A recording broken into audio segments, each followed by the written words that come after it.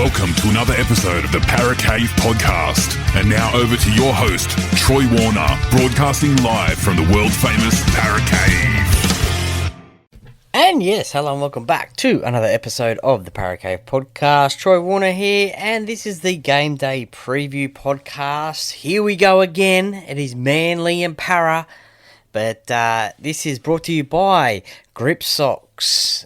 Get the number one gripping socks that you can get on the market. Grip socks are designed for athletes and active individuals who demand performance and comfort. Head to www.gripsock.com.au. Don't forget to use the discount code PARACAVE and you will get 10% off there. So thank you very much, Grip Socks, for your support of the podcast. Now, as I said just before, here we go again. It is Manly and Parra. Don't you just love that old Tui's ad that used to come on during the 80s, I think it was. But look, if you don't know what I'm talking about, then have a look on YouTube and you'll be able to see that one there. But every time this game is played, that certainly reminds me of that ad, that is for sure. Now, look, before we get into this weekend's game at 4 Pines Park, which is on Sunday at 4:05pm, let's do what I like to do and go through the history books and go through a few little stats that I've gathered up. Now, whenever I get some rugby league stats, I head to rugbyleagueproject.com.au. So check that one out. They've got every information you can think of, players, games, results, anything about rugby league. They do a fantastic job. So thank you very much to the guys there who do that. As I said, whenever I do an interview, I get my stats from there. Of a former player, I get my stats from there. And also the game day previews, I get my stats from there as well. So thank you very much for the work that you do for all rugby league fans. Give them some support if you need to. Get your information from there. Now, Parramatta and Manly, surprisingly or coincidentally, they both came into the competition in the same year, 1947. They've played 162 games between these two clubs. Manly hold the advantage, 96 wins to Parramatta's 62. At 4 Pines Park, or Brookvale Oval for the purists, I guess you could say. Manly, the home side, 48 wins to Parramatta's 21. That also includes 6 out of the last 10 games at Manly. They have won, but they're including the last 2. Parramatta's last win was in 2022. Games. Okay, well, look, there's been some famous clashes between these two sides, I guess you could say. Always a bit of a fierce rivalry between these two sides. Obviously played in those two grand finals in the 1980s, which are 2 games there. 1982, it was a win to Parramatta, 21 points to 8. 1983, it was a win to Parramatta, 18-6. The first ever game that they played between these two sides, which was in 1947, it was Manly winning 15 points to 7. And just look, a few others that I could think of. There's probably been plenty others that I have thought of and actually been at, but most of them in the 2000s. 2006, Manly beat Parramatta 23 points to 22. That was a Matt Orford field goal. That game was actually played at the SCG. I was there that day. Very disappointing to lose that game. Parramatta were winning that game at that time. 2013 at 4 Pines Park. Can anyone guess what this one was? Well, if you can't, this game is famous for the, I guess you could say, stoush between Mitch Allgood and Steve Maddai. And Parramatta were wearing those very not popular jerseys. They had mostly white with yellow and blue on them, sort of stripes across the belly or all the way up the jersey, I think it was. They weren't too popular, those jerseys, but that game especially will be remembered for Mitch Allgood and Steve Maddai. So hoping to get Mitch Allgood on the podcast for a chat one day. I caught up with him at the grand final lunch last year, so hoping to get him on the podcast for a chat, and maybe he might just talk to me about that game and that little incident. 2018, now that was a bummer of a year for Parramatta, much like it is at the moment, but in 2018, Parramatta, after 6 losses in a row, managed to beat Manly 44 points to 10. Now, that game was at ANZ Stadium, as it was called then, whilst CommBank Stadium was being built. 44 points to 10, that was a great win to Parramatta, especially after 6 losses in a row. So, this season not starting off the best as well. So, hopefully, maybe that could be an omen. Maybe after 3 games, we could crack it in the 4th game. 2020, Bankwest Stadium, 1916, a win to Parramatta. There was 0 crowd there. Now, that was due to COVID. 2024, 28-24, Parramatta win. Mitchell Moses, that was when this foot injury that he currently has, that's when he, I guess you could say, ruptured it, or that was the start of the foot injury last season.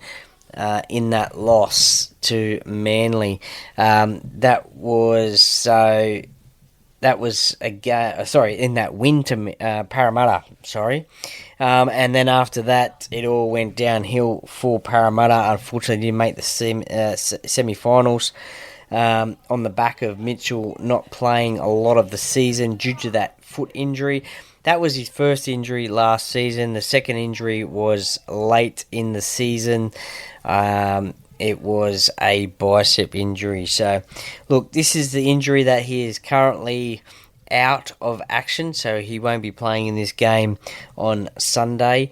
Now, look, I've heard a lot of rumours about this injury. I've heard that he needs season-ending surgery. I've heard rounds 9, 10. I've heard 7. Parramatta got the bye in number 8. Look, we're just going to have to wait and see when he does come back, but let's hope that it is sooner rather than later. But 2024, that was the day at CommBank Stadium that the original foot injury happened. Look, players to play for both clubs, and look, there's some great names in this list and ones that you will remember, that is for sure. A few former guests on the podcast as well. Michael Witt was one of those. Tony Williams, Anthony Watmow, Kieran Foran, Kelma Tuilagi, who is currently playing for the Parramatta Eels. He's not playing in this game on Sunday. He played for Manly in 2023 and played for Parramatta in 2024. Kalepi Tanganoa I think he's still going over in England, had a big season. Was one of my favourite players back in the day. I think he was nicknamed the Tank, I think. Jeff Robson, Folletti Matteo, who has been a guest on the podcast. Justin Horo has also been a guest on the podcast. Jamie Lyon, that was a pretty famous one there. Darcy Lussick, David Lydiard, premiership winner with Parramatta against Manly. Current player Sean Lane, who is playing in this game on Sunday. Will Hopewade, Clint Gutherson. Started at Manly, played one game for their 1 or 2 games, I think, for them, and then the rest at Parramatta are now at the Dragons. David Gower, Mike Eden, and Nathan Brown as well. Look, there are a few of the players, both past and present, that have played this great game of rugby league, who have played for both Manly and Parramatta. Look, if we look to Sunday, and as I said, this game is being played at 4 Pines Park in Manly. Now, I'll just skip to the weather report that I have on my trusty phone, and it says there is a 85% chance of rain on Sunday. about time of kickoff, maybe about 20% chance of rain. So that will certainly play some interesting things in this game. Wet games, you don't want to be behind, you want to be in front, and it makes it hard to get in front if you are behind. Ball handling, handling the ball, lessen your errors, and you'll go a long way to winning the game. But look, that's the weather conditions. But coming into this game, Manly are in 4th spot. Now, haven't they had a week that they would like to forget, to be honest? I'm not going to go too much into it, but the big DCE drama. Now, will that be a hindrance to them, or will that galvanise them to get this win against one of their arch rivals, and hopefully for Manly fans and for the Manly club, still get them on track to maybe win a competition? But look, it's certainly been interesting times over at Manly. What sort of a reception will DCE get when he is named out to the crowd, and also when he touches the ball? It's going to be an interesting one, isn't it? Because of all what's going on over there on the Northern Beaches, whether it's been a manager's fault, whether it's been the club's fault, whether it's been DCE's fault. Look, there's just so much going on. I'm not an expert in this field, so I will leave that to the other experts in the field that you will hear and see in podcasts and on TV as well. But look, I don't know what sort of a reception he will get. It certainly will be interesting. But for Manly, very interestingly, Tom Trbojevic was rested last week against the Raiders. He is back. Very convenient for Manly. The big loss for them is Taniela Paseka, their big front rower. He's got an Achilles problem, and he may be out for the rest of the season. Just have to wait and see. There was talk maybe around 25, 26. Just have to wait and see what that injury is. But other than that, we'll just quickly run through their side. We have Tom Trbojevic at fullback, Jason Saab and Lehigh Hapawadi on the wings, Tolu Kula and Ruben Garrick, who had a field day last week against the Raiders, in the centres. Luke Brooks, Daly Cherry Evans, half 5'8". Josh Aloye, he comes into the side for Paseka. Jazz Tavanga, Sia Takiaho, Hamoli Olakwatu, Ben Trbojevic and Jake Trbojevic, Jake Simpkin, Corey Waddell, Ethan Bullymore, Nathan Brown playing against his old club on the interchange bench. For the Parramatta Eels, look, a few changes to their side that went down to the Bulldogs, 16 points to 8. Same back line that they had last week. Apologies, Sean Russell comes into the side for Jordan Samrani. Now, Jordan had to get special NRL dispensation to play the last 2 weeks. Unfortunately, he's not in the top 30 at the moment, so Sean Russell comes back into this side with Josh Addo-Carr on the wing for Parramatta in the 5 jumper. Will Penasini, Zach Lomax are the centres. Dylan Brown, Dean Hawkins are your half 5'8". Now, in the front row, Jack Williams at number 8, Joey Lussick, Junior Paolo, Sean Lane, Kitty Kaltoga, Jermaine Hopgood.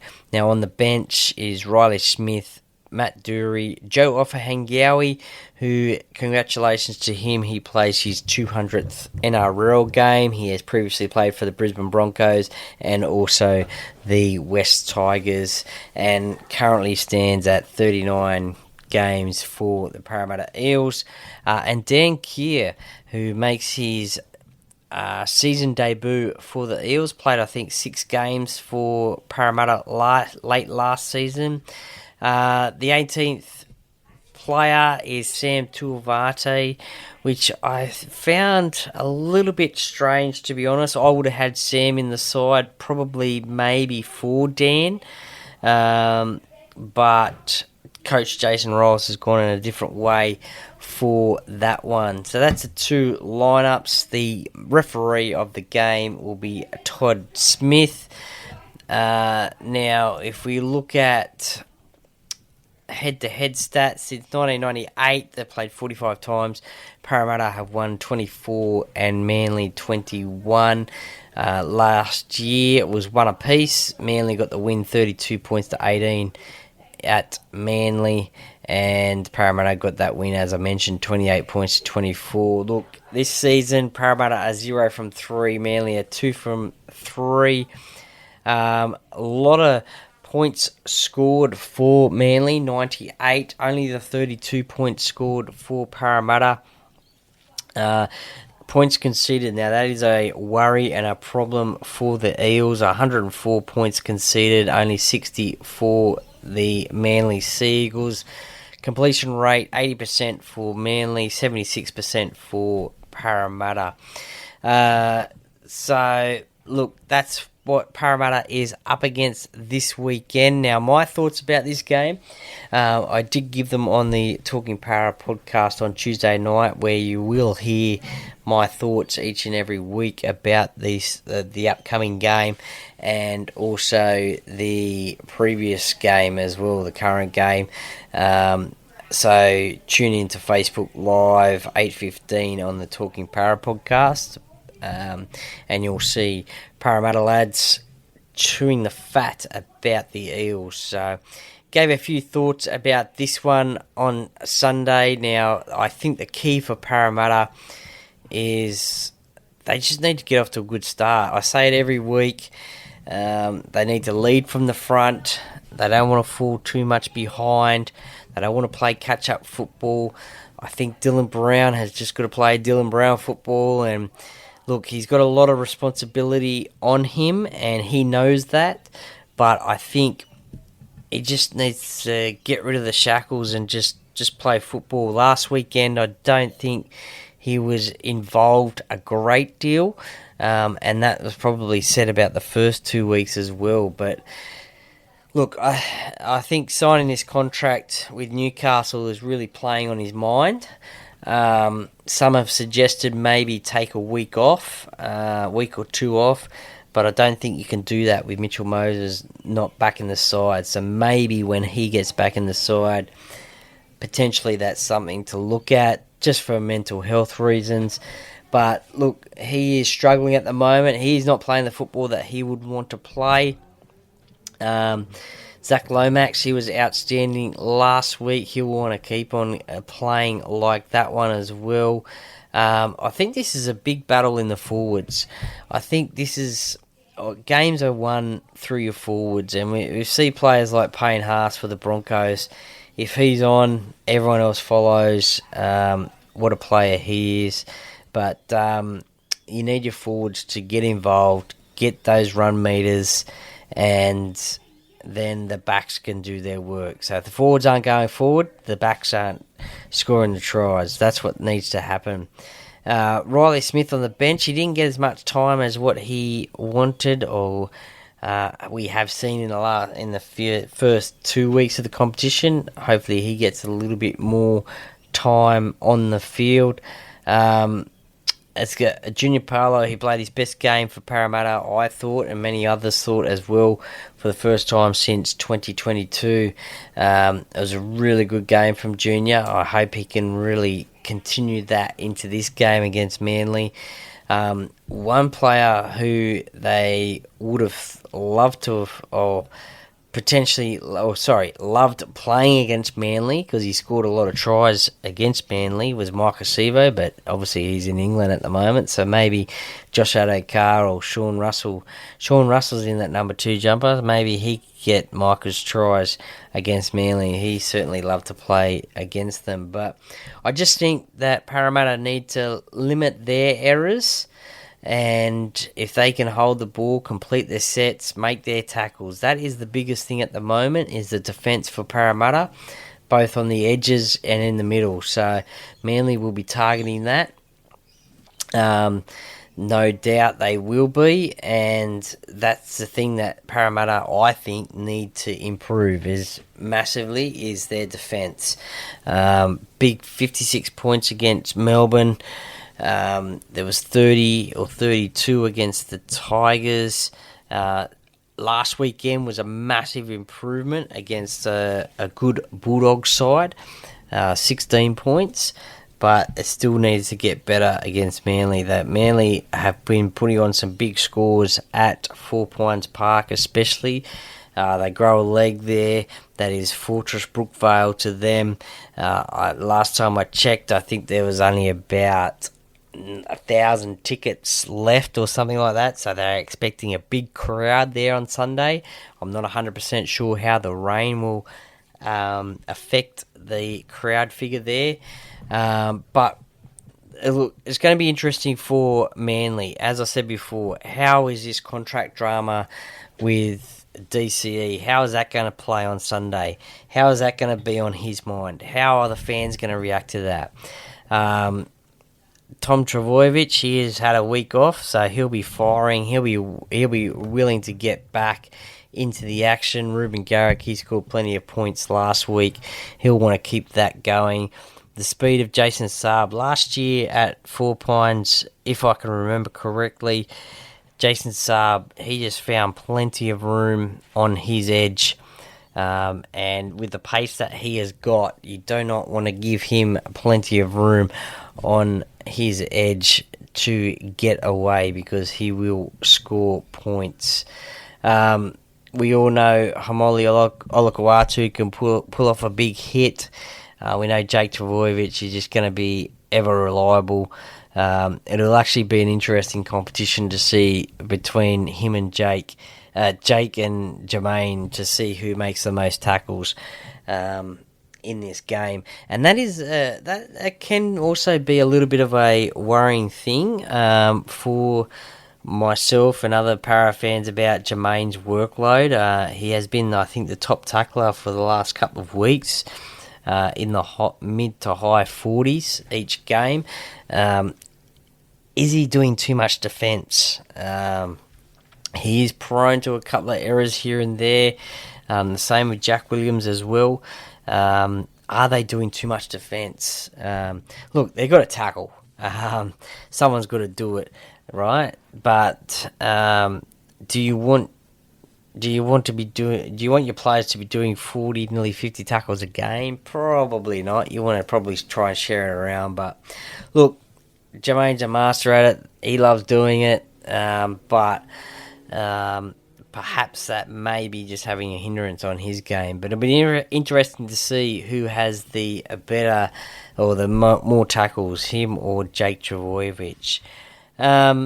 Look, I think that's all I've got here for the Manly Parramatta preview. I think I was unable to get a Manly fan on for this one, unfortunately. I'm hoping to get a Dragons fan on for the game in round number 5. And then maybe a Canberra fan in round number 6. Either a celebrity fan or a content creator. Just have to wait and see. So if you know any of those ones, let me know. But look, I'm really looking forward to this game. I won't be going to this game, unfortunately. I will not be. I'm a bit like a Manly fan. I won't be making the trek across to Brookvale. I will be watching it in the Parra Cave. So I don't know what my game day feed will be, whether it might be a pizza or something like that for the game. But I will be watching it in the Parra Cave. Look, my predictions for this game. Now, if you're in a tipping comp, I have tipped Manly, to be honest, and you would have seen that on the Instagram page. And look, I will not be upset if Parramatta can get the victory. I think they can. As I said, I think the more and more I think about this DCE contract drama, I think Parramatta are in with a really good shot of winning this game, and I really hope they do. I just hope it's not a blowout score like rounds 1 and 2. I really hope that Parramatta can stand up and look, who knows? Rugby league, it's a strange game, right? But look, I think it's going to be like a 20-16 or something like that. It'll be a 1-12 game. Look, I'm thinking maybe I'm going to go back to Will Penasini as a first try scorer. He's had a couple of good games this year. Couple of errors in defence this year, but I'm hoping he can get back on track because I'm really looking forward to seeing the best of him in 2025. So let's hope that Zach Lomax has got the kicking boots on this week. He missed a couple last week. And Josh Adokar he'll be all the better for his run last week against his old club, the Bulldogs. So, look, it's going to be a cracker of a game. As I said, big crowd there. Man, it's on Channel 9 and Fox. So you can check that one out. Look, if you're a gambling man, gamble responsibly, obviously, but Manly are massive favourites, so Parramatta are $6 outsiders. So that they've got a big task up ahead against them, Parramatta, to get this win.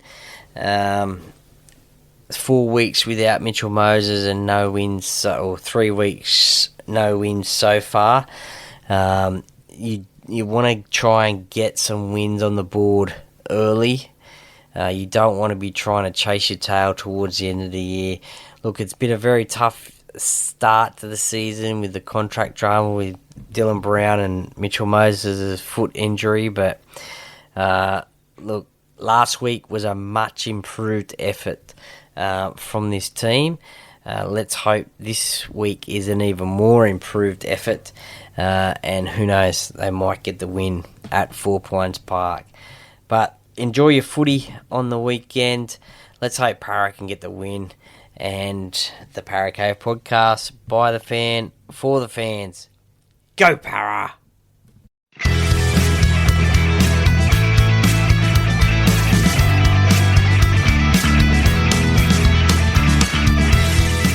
Thank you for listening to another episode of the Parra Cave podcast. See you next time.